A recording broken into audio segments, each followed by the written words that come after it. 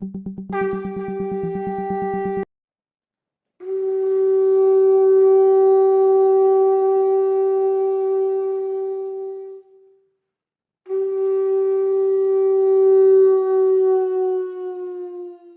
प्रेममय श्री ठाकुर जी के श्री चरणों में कोटि कोटि प्रणाम।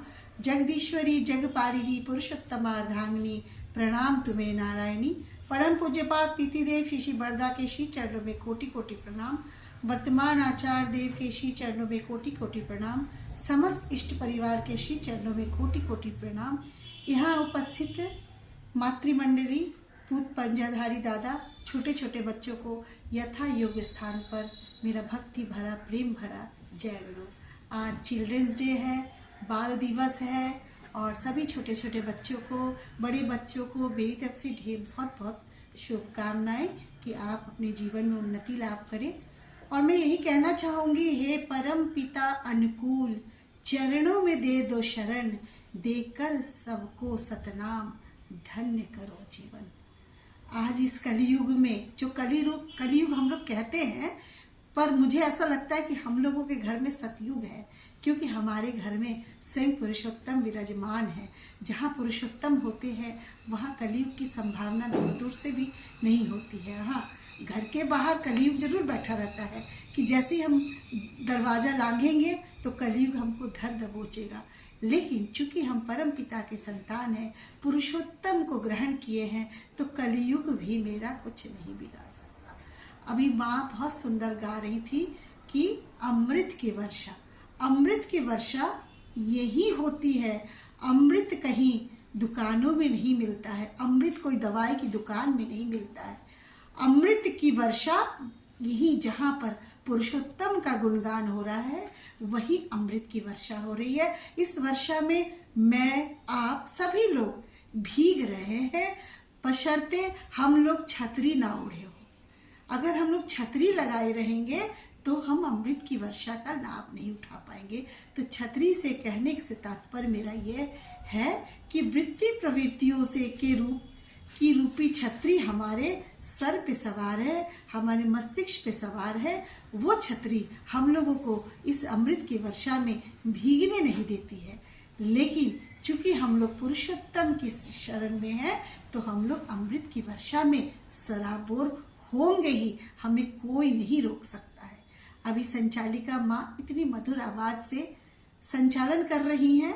ठाकुर जी इस मधुर आवाज को बहुत पसंद करते थे और उस मधुर आवाज के लिए बड़ी माँ की भी ऐसी ही मधुर आवाज थी। बड़ी माँ की इस मधुरता भरी आवाज को देखकर ही ठाकुर जी एक वाणी लिखे थे, बातें करना गुड़ के जैसा, रहे देह लिपटाए, बड़ी होने पर भी मीठी बातें उल्टी दिशा में धाए। कितनी सुंदर बातें, कितनी सुंदर। बड़ माँ को देख के बड़ माँ का जो स्वरूप था इतना सुंदर था, और इसी स्वरूप के एकदम अनुकूल बड़ी माँ चलती थी और बिल्कुल मधुर बोलती थी। तो यहाँ पर बहुत मधुर मधुर भजन कीर्तन हो रहे हैं, अमृत की वर्षा हो रही है। बाकी जहर आपको दवाई की दुकान में 5 रुपए का पुड़िया मिल जाएगा, लेकिन अगर आप दवाई की दुकान में जाके कहेंगे कि अमृत दे दो 5 रुपए का, तो अमृत नहीं मिलेगा, लेकिन जहर की पुड़िया जरूर मिल जाएगी। तो अमृत की वर्षा यही हो रही है और हम इसी वर्षा में सब लोग सराबोर हो रहे हैं। और इसीलिए कहे हैं हमारे कबीर दास जी, ये तन विष की बेलड़ी, गुरु अमृत की खान, शीश दिए जो गुरु मिले तो भी सस्ता जान। कबीर दास जी की एक और वाणी है, सदगुरु आवे भेद बतावे, ज्ञान करे उपदेश, कोयला का मैला छूटे जब अग्नि करे प्रवेश। ठाकुर जी कबीर दास जी की वाणियों को बहुत कोट करते थे और वो अक्सर इस वाणी का जिक्र करते थे कि सदगुरु आवे भेद बतावे, ज्ञान करे उपदेश, कोयला का मैला छूटे जब अग्नि करे प्रवेश। हमारे अंदर पुरुषोत्तम रूपी बीज मंत्र रूपी अग्नि का प्रवेश हो चुका है और हम धीरे धीरे, हमारा रंग निखर रहा है और दिनों दिन निखरता ही चला जाएगा। इसलिए हमको इष्ट के रंग में रंग जाना है और ये रंग इतना गहरा रखे कि इस रंग को छूटने ना पाए। इतना इसके लिए हमको क्या करना पड़ेगा, मन में विश्वास रखना पड़ेगा। मन के विश्वास से ही सब कुछ संभव हो जाता है। एक बार एक दादा वर्मा के युद्ध से लौटे, वर्मा मित्र थे, तो ठाकुर जी ने उनका हाल समाचार पूछा और ठाकुर जी से बोले, वो दादा जो वर्मा से आए थे, बोले ठाकुर जी सब तो ठीक है, लेकिन पग पग पर जब विपत्ति में फंसते हैं तब तब आपकी दया होती है। ठाकुर जी मुस्कुराते हैं कि दया जब ही होगी जब तुम यजन याजन इष्ट वृत्ति पूरे सुंदर ढंग से करोगे, अच्छे रूप से करोगे, महसूस करोगे, तभी दया होगी। दया पग पग पर होती है, अमृत की वर्षा पग पग पे हो रही है, लेकिन हम कितना वर्षा का आनंद ले पाते हैं ये हमारे और आपके ही के ऊपर निर्भर है।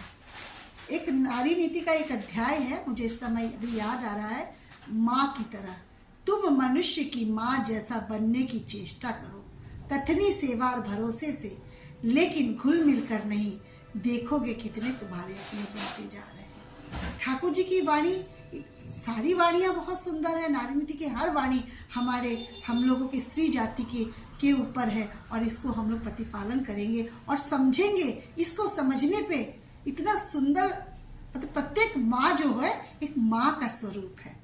माँ का स्वरूप जब सोचेंगे आप, तो आपको सारी वृत्ति प्रवृत्तियाँ अपने आप ही चली जाएगी। आपको परिकल्पना करना है कि आगे जो माँ दिख रही है, बहन दिख रही है, जो भी स्त्री देख रही है, वो माँ का स्वरूप है। तो ठाकुर जी ने इतनी बड़ी, ठाकुर स्त्री के लिए इतना बड़ा बात बोला कि नारी ही तो जाति की जननी है। इससे बड़ी बात और कौन बोल सकता है? इससे बड़ी बात, इससे बड़ा सम्मान और क्या हो सकता है? कुछ नहीं हो सकता है। तो ये मातृ सम्मेलन जो हम लोगों का होता है इतना सुंदर होता है, इसको समझना पड़ेगा। नारी नीति के एक एक अध्याय को समझना पड़ेगा, कन्या मेरी को समझना पड़ेगा कि अगर हमारी कन्या है तो कैसी होना चाहिए, तुम्हारी सेवा, तुम्हारी चिंता, तुम्हारी कथनी पुरुष जनसाधारण में कैसा भाव पैदा कर दे। आगे तो आप लोग इसको जानते ही हैं, समझते ही हैं, मैं इसको पूरा नहीं बोलूँगी। लेकिन ठाकुर जी ने कन्या मेरी से लेके 180 जो वाणियाँ उसमें दी है, स्वस्ति तक पूरी नारी की को झकझोर देने वाली है। पूरी अगर नारी इसका अगर एक अंश भी पालन करे तो हमारा जीवन सुंदर हो जाएगा। आज बाल दिवस पे मैं यही कहना चाहूँगी कि बाल दिवस बालकों का, बच्चों का पूरा चरित्र एक माँ गठित करती है। एक माँ ही बताती है, इतनी शक्तिशाली माँ होती है, एक माँ ही बताती है कि यही तुम्हारे पिताजी हैं, यही तुम्हारे फादर हैं, यही तुम्हारे पापा हैं। तब वो बच्चा जानता है यही हमारे पापा हैं। वो किसी को भी बता सकती है, बच्चे को पहचान किसी की भी करा सकती है, लेकिन माँ इतनी शक्तिशाली, वो जिसको कहेगी बच्चा उसी को मानेगा। तो हर माँ का कर्तव्य है कि कोई भी माँ अपने बच्चे को रावण का आकार नहीं देगी, सभी राम का ही आकार देना चाहती है। तो जो बच्चे छोटे छोटे हैं, जो बच्चे अभी बढ़ रहे हैं आगे, उनके लिए ही कि माँ जैसा आकार देगी। और सभी माँ के लिए मैं कहूँगी अच्छा ही आकार देना चाहती है, लेकिन जाने अनजाने आकारों में विकृति आ जाती है। एक माँ बहुत अच्छी मिट्टी का बर्तन बनाने वाली, जो कहते हैं ना उसको, मिट्टी के बर्तन बनाने वाले को पॉटर, वो बनाने वाली होती है। वो चाकी चलाती है और बच्चे को आकार देती है। थोड़ा भी अगर माँ का हाथ गड़बड़ हो गया, थोड़ा भी मिट्टी कुम्हार का हाथ गड़बड़ हो गया तो मिट्टी का बर्तन टेढ़ा होने लगता है। उसी तरह बस हमारा भी जीवन है, अगर हम माँ थोड़ा सा भी इधर उधर हो जाए। इसीलिए जब बच्चे आ जाए तो हमको सारे अच्छे संस्कारों को उनके सामने करके दिखाना है, क्योंकि अच्छे काम की शुरुआत घर से ही होती है। Charity begins at home. तो हम लोग ऐसा ही करेंगे तो बच्चे निश्चित तौर पर सुंदर आकार ही मिलेगा। अगर हम आकारहीन रहेंगे तो हमारे बच्चे को भी आकार नहीं मिलेगा। क्योंकि बाल दिवस है, ठाकुर जी बच्चों को बहुत मानते थे। पितृदेव की तो मैं खास तौर पर बड़दाजी की बात कहूँ, उनका संगत हम लोग किए, बच्चों का संगत वो बहुत करते थे और बच्चों से ही सारे सत्यानुसरण का विश्लेषण करवाते थे। बच्चा जैसा भी बोलते ना, चाकी चल रही है, बर्तन बन रहा है, थोड़ा भी ध्यान भटका बस बर्तन टेढ़ा हो गया। उसी तरह चाकी चलाते रहिए और तीक्ष्ण दृष्टि उस चाकी पे रखे रहिए। और तीक्ष्ण, एक माँ को बहुत दृष्टिगत होती है, बहुत सोचने समझने की उनमें अपार शक्ति होती है एक महिला में। वो भाप जाती है कि उसका बेटा का बॉडी लैंग्वेज चेंज हो रहा है, उसका बेटा कैसे चल रहा है। ये मैं भी एक माँ हूँ, मैं भी 2 बड़े बड़े बच्चों की माँ हूँ, और मुझे भापने में थोड़ा भी टाइम नहीं लगता है। लेकिन हाँ, चूंकि वैसे संस्कारों से संस्कारित हुए हैं तो भटकाव नाम मात्र का ही होता है। अब मैं अपनी अनुभूतियों आपसे शेयर करे बिना कैसे रह सकती हूँ। कहते हैं ना, इष्ट गुरु पुरुषोत्तम प्रतीक गुरु वंशधर, रेत शरीर में सुप्त रहकर जीवंत रहते निरंतर। ये बचपन से इस वाणी को हम लोग पढ़ते थे, जानते थे, लेकिन अब समझ में आता है कि इष्ट गुरु पुरुषोत्तम प्रतीक गुरु वंशधर ये क्या होता है। इसको जब तक आप लोग अनुभव नहीं करेंगे, जब तक आप लोग जाएंगे नहीं, जब तक आचार का संग नहीं करेंगे, तब तक समझ पाना मुश्किल है। लेकिन इसको समझने के लिए आपको आचार संग करना पड़ेगा और उससे कनेक्टेड रहना पड़ेगा। जब हम लोग पुरुषोत्तम से कनेक्टेड रहेंगे तो हमको कितनी भी आवाज आएगी, कितना भी कुछ होगा, कितना भी कोलाहल होगा, हमको अंदेशा हो जाएगा कि अभी कुछ प्रलय आने वाला है, अभी कुछ गिरने वाला है, अभी कुछ अशुभ घटना घटने वाली है। क्योंकि जब हम पुरुषोत्तम से कनेक्टेड रहेंगे तो हमको इंट्यूशन होगा तो हम सब जान जाएंगे। जब कनेक्टेड नहीं रहेंगे तो शोरगुल में हम भी व्यस्त रहेंगे, मस्त रहेंगे और उसके बाद त्रस्त हो जाएंगे। एक प्रदीप मिश्रा जी कथावाचक है, वो कहते हैं ना, एक लोटा जल सब समस्याओं का हल। लेकिन एक तरफ एक और भी पंडित कहते हैं, एक लोटा जल उसमें 1000 छल। तो एक लोटा जल सारी मुश्किलें हल। तो इसको इसीलिए बोला है उन्होंने कि एक लोटा जल लेके जब हम शिव जी के शिवलिंग पे चढ़ाएंगे तो जाते जाते जाते जाते रोज लोटा का जल अगर चढ़ाते चढ़ाते चढ़ाते चढ़ाते एक दिन निश्चित तौर पर हमारे अंदर कुछ ना कुछ भाव आ ही जाएंगे। शिव जी जो एकदम मतलब कभी भी शिव जी में कभी उनके दरबार में एक से एक हिंसक पशु पक्षी थे, एक से एक रहते थे। लेकिन शिव जी के दरबार को जब देखेंगे तो उसमें नंदी गाय है, शेर है, सांप है, मोर है, सभी एक दूसरे को खा जाएंगे। लेकिन चूंकि वो शिव जी की चरण पूजा नहीं, चलन पूजा करते हैं, जो ठाकुर जी हम लोगों को बोल के गए हैं चलन पूजा करना है, उसी तरह वो जानवर भी, शिव जी के दरबार के जानवर भी हमसे ज्यादा बुद्धिमान है। वो इतना चलन को उनके अपनाते हैं कि एक से एक हिंसक पशु पक्षी होते हुए भी न नंदी गाय को कोई खाता है, न मोर सांप को खाता है, कोई किसी को नहीं खाता है, बहुत सुंदर ढंग से बैठे रहते हैं। तो शिव जी के हम कहते हैं ना बहुत बड़े उपासक हैं। जब यही नहीं किया हमने, शिव जी के दरबार से हमने कुछ सीखा ही नहीं, तो शिव जी के क्या उपासक। एक लोटा जल और 1000 छल बल, ऐसा नहीं है। एक लोटा जल में सब समस्याओं का हल होगा जब आप पूरा अंतर मन से शिव जी की बातों को सुनेंगे, जानेंगे और समझेंगे। तो शिव जी में कोई गड़बड़ी नहीं है, हमारी भक्ति में गड़बड़ी है। अभी मैं कह रही थी ना, इष्ट गुरु पुरुषोत्तम प्रतीक गुरु वंशधर। एक बार मेरे पतिदेव जो हैं केंद्रीय विद्यालय में हैं, तो उनका हर 5 साल पे ट्रांसफ़र होता है, हर 5 साल। तो जब हम लोग गुड़गांव में थे तो गुड़गांव में ज़्यादा कॉलेज नहीं है, 2 ही हैं, तो 6 साल हो गया। अब ट्रांसफ़र निश्चित था कि ट्रांसफ़र होना ही होना है, और हम लोग चाह नहीं रहे थे कि गुड़गांव छोड़ के हम लोग कहीं जाए, क्योंकि गुड़गांव बिल्कुल एकदम हाईटेक सिटी थी, मीना सिंगापुर उसका रूप दिया जा रहा था। और ऐसी सिटी को छोड़ के इतनी सुंदर सिटी में एयरफोर्स स्टेशन पे हम लोग का इतना सुंदर क्वार्टर था, सारी सुख सुविधाएं थी। लेकिन ट्रांसफ़र तो होना ही है, गवर्नमेंट की पॉलिसी है, 5 साल नहीं हुआ, 6ठे साल में तो होना ही है। तो मैंने अपने पतिदेव से कहा, क्यों ना आप जब 5 जगह भरना होता है तो आप क्यों नहीं चलते देवघर चल के। हम लोग देवघर तो जाते ही रहते हैं, आचार्य देव से एक बार पूछ लेते। आचार्य देव उस समय आचार्य नहीं बने थे, जो वर्तमान आचार्य देव है उस समय हम लोग उनको बाबाईदा ही बोलते थे। चलिए बाबाईदा दादा से पूछ लेंगे। तो जब हम लोग गए वहाँ पे, तो हम लोग तो जाते ही हैं और महीना महीना भर रहते हैं। तो एक दिन आचार्य देव, जो वर्तमान आचार्य देव हैं बाबाईदा, कंप्यूटर रूम में बैठते हैं। उस समय बहुत कंप्यूटर रूम में बैठते थे, दादा के साथ बैठ के उसके बाद कंप्यूटर रूम में जाते थे। तो मैं और मेरे पतिदेव कंप्यूटर रूम में गए।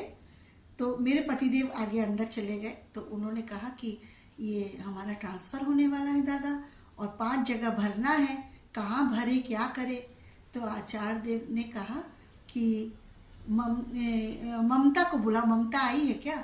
तो बोले हाँ बाहर खड़ी है। तो मैं अंदर गई। उस समय एक लखनऊ के कीर्ति गांगुली दा थे और उनकी पत्नी मंजूषा गांगुली माँ थी, वो भी खड़ी थी। तो दादा ने इनसे पूछा कि इन्होंने दादा से कहा कि दादा मेरा ट्रांसफ़र का टाइम आ गया है, 5 जगह भरना है, मुझे समझ में नहीं आ रहा है कि कहाँ कहाँ भरूँ, जहाँ भरूँगा हो सकता वहाँ ट्रांसफ़र हो जाए, 5 जगह भरना है, सबसे प्रायोरिटी जहाँ देंगे वहाँ ना हो कि लास्ट प्रायोरिटी में हो जाए, कहीं हम लोग इधर उधर हो जाए। तो दादा ने कहा, आचार्य देव हंसे कि ममता क्या चाह रही है, ममता से पूछो। तो इतने में मंजूषा गांगुली माँ जो थी, कीर्ति गांगुली दा की धर्मपत्नी, उन्होंने मुझे पीछे से ऐसे टोका और कहा बोलो ना कि लखनऊ में हम चाहते हैं। तो मैं बोली मैं लखनऊ चाहती नहीं थी, मैं चाहती थी कि कानपुर ही में हो, कानपुर ही हम रहे। तो दादा बोले, आचार्य देव बोले ठीक है, कानपुर ममता चाह रही तो कानपुर ही में रहो। फिर जब हम मेरे पतिदेव थोड़े मायूस हो गए, फिर जब हम लोग बाहर आए तो बाहर आने के बाद मैं मेरे पतिदेव से मैं बोली देखो आचार्य देव ने यही कहा है, देखिए तो हम लोग को कानपुर ही रहना है अब। तो बोले कि उनके कहने से क्या हो जाएगा, गवर्नमेंट की पॉलिसी होती है, गवर्नमेंट की पॉलिसी जब होती है तो कोई कुछ नहीं कर सकता है। लेकिन बोलते हैं ना, सारा कुछ सिनेरियो बदल जाता है, पूरा परिवेश बदल जाता है जब पुरुषोत्तम की इच्छा होती है, जब 100% आपका सरेंडर होता है। मेरे पति में 100% सरेंडर नहीं था, शंका में थे, लेकिन मुझे ऐसा था, मैं मस्त थी, मैं सोच रही थी जो होगा देखा जाएगा। आचार्य देव ने कह दिया है कि कानपुर रहना है तो कानपुर ही रहना है। देखिए उसके बाद क्या होता है, सिनेरियो बिल्कुल चेंज हो गया। मेरा बेटा जो था 12वीं में था उस समय, अब 12वीं में था, 11th में था। अब एक नियम आ गया कि जिसका बच्चा 11th में है उन लेक्चरर का ट्रांसफ़र नहीं होगा। तो एक खुशी की बात यह हो गई कि अब ट्रांसफ़र ही नहीं होगा। तब मेरे पतिदेव को लगा कि आचार्य देव ने तो ऐसी बात बोल दी। उसके बाद भी नहीं रुका विश्व, उसके बाद भी आचार्य देव की जो वर्षा है, अमृत की वर्षा बरसती रही। उसके बाद हम लोग फिर रुके, फिर समय आया ट्रांसफ़र का।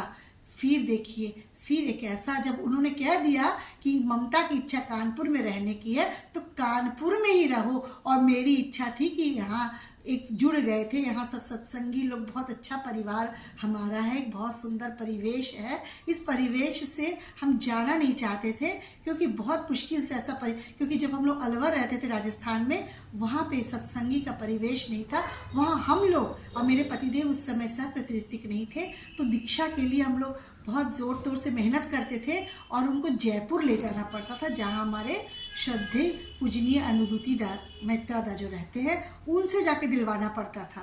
तो बहुत परेशानी होती थी। जब तक हम लोग मन बनाते थे तब तक वो बंदा वो मनुष्य जो दीक्षा लेने को तैयार था वो हट जाता था, उसकी इच्छाएं खत्म हो जाती थी। तो ऐसे करते करते कांटों भरा सफ़र फूलों में तब्दील होने लगा। कहते हैं ना, गुलाब के फूल में कांटे भी होते हैं, अब फूल तो है ही है, लेकिन उस कांटों को भी हटा के जब हम चलेंगे तो सुंदर पथ आगे आता है। इसके लिए हमको सुंदर से जजन जाजन इष्टवृत्ति अपने को सुदृढ़ करना पड़ेगा, अपने को 16 आना विश्वास के साथ चलना पड़ेगा। एक बार की और घटना है, मेरे पतिदेव कमर्शियल आर्टिस्ट हैं, बहुत अच्छा ड्राइंग बनाते हैं। तो एक बार राजू दादा ने कहा कि आप आचार्य देव के सम्मुख, जो पहले आचार्य थे, उनके सम्मुख आप क्यों नहीं कुछ अपनी रचनाएं ले जाते हैं, अपना ड्राइंग ले जाइए। तो ये ले गए 6-7-8 रचनाएं अपनी बना के ले गए। सात्यवती का कवर पेज, पहले मेरे हस्बैंड का ही, पतिदेव का जो कवर पेज पे जो पहला पेज था वो उन्हीं के द्वारा बनाया जाता था, उन्हीं के द्वारा वैसे छपता था। तो इसकी शुरुआत कैसे हुई, जब आचार्य देव बोले कि तुम आचार्य उनके समक्ष प्रस्तुत करें, बाबाईदा बोले, तो मेरे पतिदेव 6-7 ड्राइंग ले गए बना के। लेकिन देखिए कैसे कनेक्टेड रहते हैं पिता पुत्र। कहते हैं ना कि पत्नी की निष्ठा नहीं पति में, पत्नी का नहीं पति में टार, ऐसे चाल चलन हो जिसका श्रद्धा हारा हो संतान। तो हम कहते हैं हमारे संतान, हमारी पत्नी हमारी बात नहीं सुनती, हमारी संतान हमारी बात नहीं सुनती है, लेकिन ठाकुर जी कह रहे दोनों तरफ से बराबर का पलड़ा होना चाहिए। पत्नी की निष्ठा नहीं पति में, पति का नहीं पत्नी में टान, पत्नी की निष्ठा और पति का टान दोनों होगा तभी सामंजस्य होगा, तभी हमारे बच्चे सुंदर बनेंगे। और जब तक ये नहीं होगा हमारा घर सुंदर नहीं बनेगा। तो इसके लिए हम पति पत्नी दोनों को सामंजस्य स्थापित करना पड़ेगा। वहाँ देवघर जाइएगा तो आप, हम लोग टिक्की और लैया खा के चले आते, दाना खा के चले आते, मुड़ी खा के चले आते, चाय पी के चले आते, लेकिन आप लोग तीक्ष्ण दृष्टि रखिएगा कैसे आचार देव चल रहे हैं। सब लोग कहते हैं ना ऐसे प्रणाम नहीं, ऐसे करना चाहिए, ऐसे प्रणाम नहीं, नहीं, आचार देव को देखिए। आप उनका अनुसरण करने जाते हैं ना, तो आप उनका अनुसरण करिए कि देखिए कैसे वो चल रहे हैं, कैसे प्रणाम कर रहे हैं, कैसे जब वहाँ पर सत्यानुसरण और नारी नीति का जब पाठ होता है क्या लास्ट में स्वस्ति स्वस्ति बोला जाता है। लेकिन कई ऑनलाइन सत्संग में हम लोग पाठ करने के बाद स्वस्ति स्वस्ति बोलते हैं। तो हम लोग उनका वहाँ का अनुसरण करें ना। हम लोग एक दूसरे का अनुसरण करने के बजाय, सब आदमी देवघर तो जाता ही है, तो वहाँ कैसे होता है, वहाँ का क्या नियम है, इधर उधर घूमने के बजाय हम अगर 2 दिन है, एक दिन घूमिए, एक दिन पूरा नियम को देखिए कैसे वो सुंदर ढंग से बैठते हैं, कैसे प्रणाम करते। नहीं तो कोई कहेगा ऐसे जमीन टच करना है, कोई ऐसे करना है, वैसे नहीं। बिल्कुल उनकी आपकी निगाहें उनको देखने के लिए गई है तो उनको ही देखिए। एक मैं अपने पतिदेव से पूछ रही थी, मैं तो जब चाहे अंदर चली जाती हूँ, लेकिन मेरे पतिदेव जो है वो हमेशा मेरे जान पहचान का बिल्कुल भी फ़ायदा नहीं उठाते कि मेरा ससुराल है, मेरे साला ऐसे हैं, वो बिल्कुल फ़ायदा नहीं उठाते हैं। वो कहते हैं मैं यहाँ आया हूँ तो मैं कष्ट से ही दर्शन करूँगा, जैसे सब लोग दर्शन कर रहे हैं वैसे ही करूँगा। तो एक दिन मैंने कहा कि आपको बाबा इधर ने देखा, तो वो कह रहे हैं कि वो क्या मुझे देखेंगे, मैं उनको देखने, मुझे लगता था इतनी दूर से गए हैं, उन्होंने देखा या नहीं देखा, आप लाइन में क्यों लगे, आप लाइन के बगैर ही आ जाते। लेकिन मेरे पतिदेव कहते मैं उनको देखने गया हूँ, वो मुझे देखेंगे, मुझे पता है। उनकी नज़रें चारों तरफ घूमती है और चारों तरफ वो तीक्ष्ण दृष्टि रखते हैं। तो ऐसा ही हम लोगों को भी चलना है, ऐसा ही समझना है। तो मातृ सम्मेलन इसीलिए की होता है कि माँ लोगों को ठाकुर जी के विषय में, बड़ी माँ के विषय में, बड़ी माँ कितना सुंदर व्यक्तित्व की धनी थी। ठाकुर जी ने जब बड़ी माँ को चिट्ठी लिखा था तो लिखा था मेरी आदरणीय तुम कैसी हो, ऐसे लिखा था। और उन्होंने चिट्ठी में इतनी सुंदर चिट्ठी लिखी थी कि हम लोग उसकी परिकल्पना भी नहीं कर सकते कि हम लोग ऐसी चिट्ठी लिखेंगे। हम लोग कैसे लिखेंगे, अरे आप कब आएंगे, मेरे ससुराल में मुझे ये कष्ट हो रहा है, मेरी सासू माँ मुझे ये कष्ट दे रही है, मुझे ऐसा हो रहा है, वैसा हो रहा है, कितनी सारी बातें, उल्टी सीधी बातें लिखेंगे और पतिदेव को भी डिस्टर्ब करेंगे और अपने आप भी डिस्टर्ब होंगे। लेकिन जब ठाकुर जी बड़ी माँ को पत्र लिख रहे हैं, कह रहे हैं तुम रमणीय हो, अपने आचरण का, अपने लाज का विशेष ध्यान रखना, गुरुजनों की सेवा करना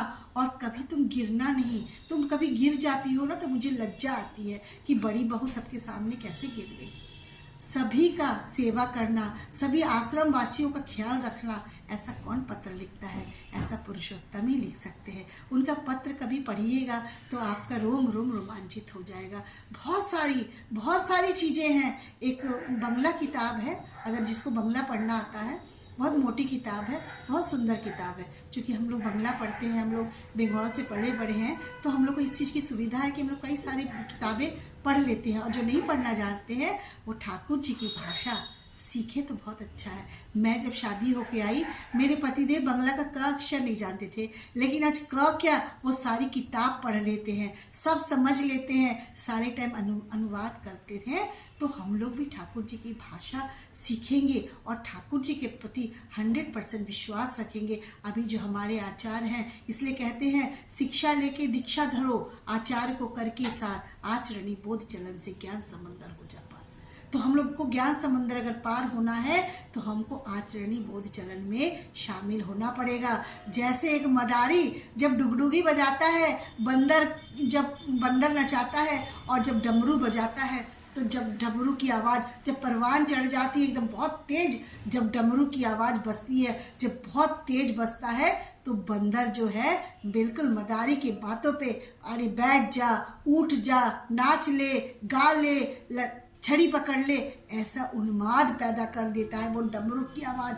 तो हमारे अंदर भी वो नाम रूपी जो डमरू है, हमारे अंदर भी इतना बजना चाहिए, इतना तेजी से बजना चाहिए कि एक उन्माद पैदा कर दे। और जब एक उन्माद पैदा कर देगा तो हमारा भक्ति परवान चढ़ जाएगा, और जब परवान चढ़ जाएगा तो हम कहाँ से कहाँ पहुँच जाएंगे। देखिए, लकड़ी के नाव से भी उस पार जाया जा सकता है, लेकिन लकड़ी की नाव जो है कभी डगमगा सकती है, डूब सकती है, लेकिन जब आप स्टीमर पे बैठ जाएंगे तो आपको 100% उस पार बिना रुकावट के पहुंचा देगा। इसीलिए कहते हैं, बाजार घूम कर गुरु करने से निष्ठा गई जहन्नुम में, होगी तेरी क्या शंका दूर, होगा क्या लाख जन्म में। हम लोग बाजार घूमकर गुरु करते हैं ना। आज बहुत सारे हम लोग इस यहाँ सत्संग जगत में भी जो सुंदरकांड वगैरह पढ़ते हैं, जहाँ दादा मेरे पतिदेव दीक्षा दिए हैं, उनको बताते हैं कि बस शास्त्रों में जो वर्णित है वही भगवान भगवान है, बाकी भगवान भगवान नहीं है। लेकिन वो और कई लोग उनकी बातों में आ भी जाते हैं और ठाकुर जी का परित्याग कर देते हैं। इसी परित्याग को रोकने के लिए, इसी सब चीज़ों को रोकने के लिए हम लोग डीपी वर्क का माध्यम चुने हैं। डीपी वर्क इतना सुंदर वर्क है कि जहाँ हम लोग जाते हैं तो कहीं हम लोगों को असम्मानित भी किया जाता है। ऐसा नहीं है कि आपको बैठाया जाएगा, पानी ही दिया जाएगा, गाली गलौज भी दिया जाता है। तो इसको करने से हमारा मान अपमान से परे हो जाते हैं। तुम गाली गलौज जो दो, हमारे आचार्य देव का निर्देश आया है और हम लोग ये करेंगे ही। तो हम लोग को और समय रहते ही गुरु करना चाहिए। देखिए, भ्रांतियाँ बहुत है समाज में, इतनी सारी भ्रांतियाँ, इतनी सारी दिशाएं हैं। अगर हम भटकते रहेंगे तो भटकते ही रह जाएंगे और समय गंवा देंगे। इसलिए कहते हैं, समय गंवाया पथ खोजन को, अनुष्ठान का आडंबर, अनुष्ठान ही पाया हमने, पथ गया चूल्हे बार। हम लोग इतना भटकाव रखते कि अभी उम्र नहीं है, अभी बंगाली गुरु हैं, अभी हमारी उम्र नहीं हुई है, अभी तुमको बहुत कुछ करना है, अभी उनको बच्चों की शादी करनी है। लेकिन ये नहीं जानते हैं कि सत्संग करो स्वस्थ जवानी में, बुढ़ापा किसने देखा। ये मैं हमेशा कहती हूँ कि मुझे ही ऐसा प्रतीत होता है। कई लोगों को मैं देखती हूँ कि जब वो कहते हैं कि मैं जब बुढ़ापे में जाऊँगी, जब बुढ़ापा आता है तो उनका शरीर सक्रिय निष्क्रिय हो जाता है, वो सक्रिय नहीं रह पाते हैं।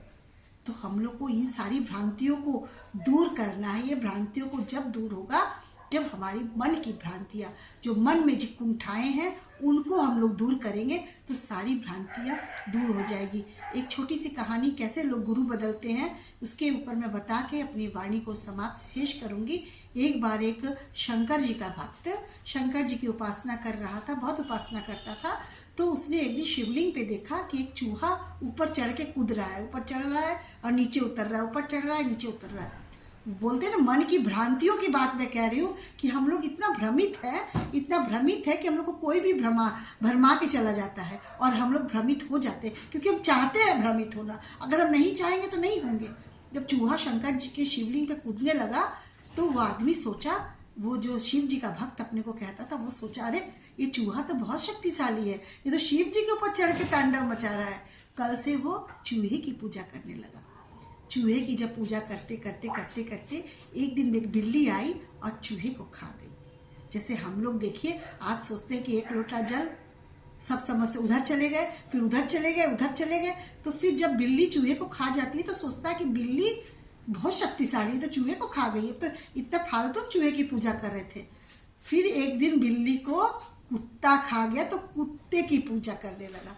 कुत्ते की पूजा करते एक दिन देखा कि पत्नी जो है वो कुत्ते को मार रही है। तो बोला, अरे हम तो बेकार इधर उधर भटक रहे थे, हमारी पत्नी ही तो सर्वशक्तिमान है, कुत्ते को भी मार रही है। तो पत्नी की पूजा करने लगा। तो ऐसे करते उसका बुढ़ापा आ गया और ठाकुर जी की वही वाणी, समय गमाया पथ खोजन को, अनुष्ठान का आडंबर, अनुष्ठान ही पाया हमने, पथ गया चूल्हे भार।